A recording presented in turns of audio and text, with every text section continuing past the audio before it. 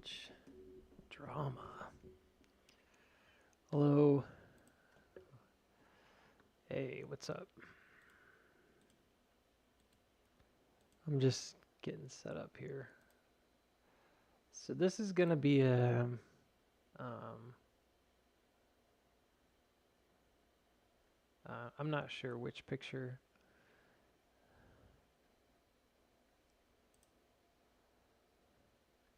Was it the GameStop one?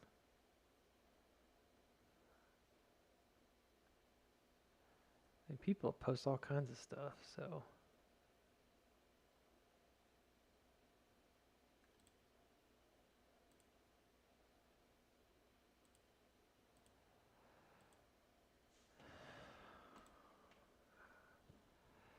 there's a lingering question in my head today. I've had really bad brain, I don't know what you call it, like a brain fog. Um, I think that GameStop's been really bothering me because the October thing.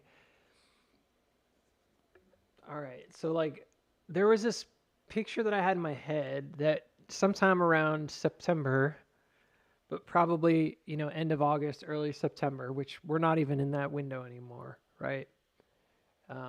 That somewhere around that time period we would have some kind of a move, like that we'd be getting ready to go. Now, in theory, something did start here. Um, I saw a lot of your charts, Kotoro. Yeah, the it looked like you had like 350 area as like a major breakout, which made sense. That's the area that I'd be worried about getting stuck in. So it was very similar, if I remember right.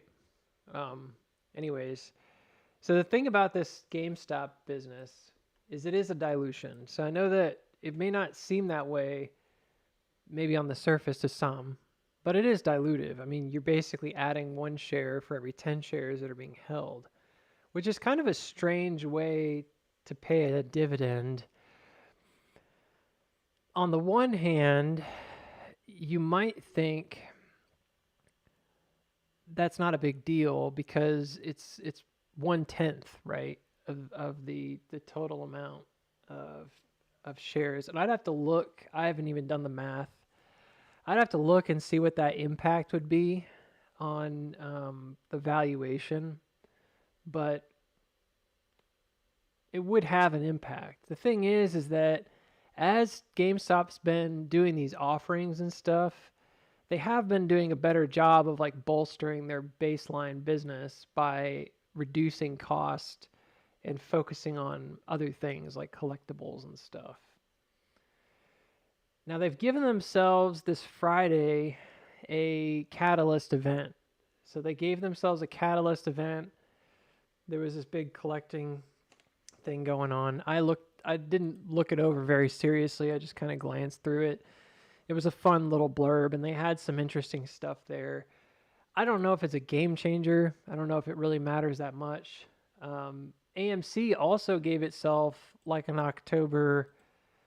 It gave itself the Taylor Swift news, so it gave itself its own potential catalyst event, and I believe that's also October, so October 3rd. So it was I think it's a pretty clear attempt to kind of maybe coordinate some positive news here. Now, I have to say that there's something that's strange that kind of happened today. So I was looking at GameStop, and I'm. This is just a chart. Don't If you don't like it, that's too bad. I don't know. It's a stagnant chart. None of this has happened. We don't know exactly what's going to happen. This is obviously not the bullish chart that you've come to expect to see on here because I decided I wanted to go back and just see what it would look like from like a big picture point of view if it did not go. Like if it failed to advance, what would that look like? I actually think it's fairly straightforward because even though I don't like drawing it this way, you can see it as a kind of a cat ear, right? And this is sort of what, when I talk about cat ear stuff, it's just wave schematic. It can be very different from one to the next, which may be a little bit frustrating. But the thing to remember is that like you and I don't know what it's going to look like. But once we start seeing those signposts, then it's important to just kind of analyze what we do see. And one of the things that really bugged me was that here, even though we made a higher low on the bigger picture, we did drop that ice level, which is that long-standing trend that we had built up. So we basically made an effort to kind of get below that. Now, that would be the first place if I were doing any kind of a serious like wave analytic, and I am doing that, but I'm just saying like that'd be the first place that I would be worried about going backwards, right? And I kind of done this before, so I'm not going to go through the whole thing again. I think I even did this last time we met up, because I talked about some of the things that you might expect to see. And the truth is that once you get to this point, depending on what's going on, because like right now, the main creeks are actually the buying climaxes. They're not either of these tops, because these tops are elevated, so they're technically rising, right? Like they're rising and pushing up. So you'd have to use this one from June or this one from May to really define like a downward creek here. And both of those are right overhead. Like they're really close by. One of them's at 29. You know, and you can see that like when we get to this gap fill around 30, there's two gaps up there. One is being filled right now. The other is kind of a bit higher at like 30. I think it's 30.16 is what I have. And then we've got a supposed top, like, right? So this could be, again, like an auto reaction. If it's a sell off, this could be an auto reaction. Bottom, phase B, top, yada, yada, yada. It could also be continuation on the distribution, or what's called a redistribution. So the difficulty about accumulation, or in this case, it could be a sell-off with a reaccumulation versus a distribution, is that often they look pretty similar. So like the main differences are very subtle. And I've had a lot of trouble with GameStop, and I'm just being honest. Like, I just don't know. I wish I did. I wish I was better at it. I think that it's been doing a good enough job holding up, and I haven't seen enough of these kind of like crippling moves to really convince me that it's definitely going to drop. But so I'm kind of on the edge there. I'm like, maybe. You know, it's got this potential. We saw 15. We saw 1850s. We've seen a lot of these numbers pop up quite a bit. 17s was a really popular one for a while. And thus far, we just haven't gone down low. We know that 24 is a really key level going backwards in time. I mean, you look at where we're sitting today at 26.44, and you can see this has historically been extremely significant. We spent the greater part of 18 months or more, you know, just kind of chopping in this zone and really working around the level that we're currently sitting at. So for us to be doing that and then also have our, you can tell, like you can just tell this is such a critical moment for GameStop, because on the big picture, you can just see that ice, the whole purpose of coming up this direction just to kind of build in, and even downward here, these creeks, like everything's kind of building into this 26 to 28 area. So again, this is not the other chart I showed off. This is different, but it's pretty clear to me that this is like a key zone, right? And I think everybody would agree that it is. And we already knew that if it jumped the creek, we did this last time, that it's the exact same as AMC jumping the 315, which is really, really similar to what we saw back in May. And it goes without saying, but clearly like this is obviously connected. I mean, you can see from, again, I'm going to call it the ice. It's this rising trend that we broke. And you might think, well, it's irrelevant, it's broken. I don't think that way on this, because I see it as a longer term wave anchor, right? Because if this distributes, what usually happens is that this ends up being a really important, let's just say it's a supply, right? At that point, it becomes a really important supply. So in theory, one of the places you could have a cat ear would be like right here, right? Right where we are right now. And this would be like a pretty standard, normal thing. Like this is not GameStop specific.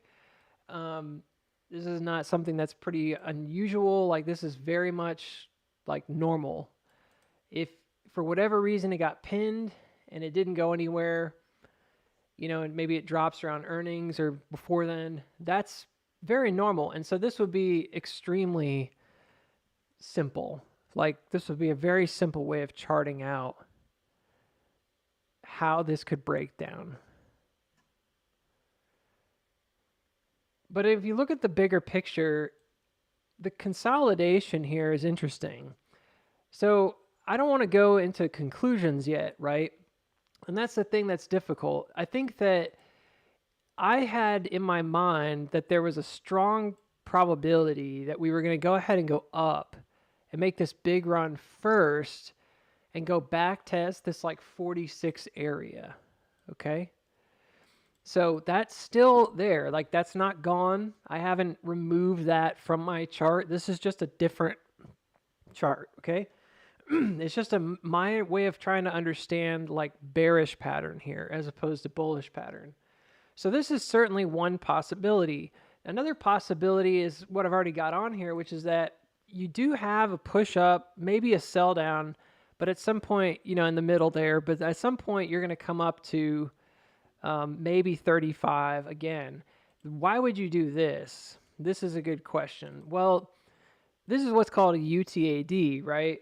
So there's a difference between these two in one critical area, which is that an upthrust after distribution can and often does come all the way back to the top. So it's like you had a sell off and then typically there's a weakness, right? We have a weakness. It dropped beneath. And you guys are like, well, that's not really weak because it made a higher. I know this. We're going to get to that.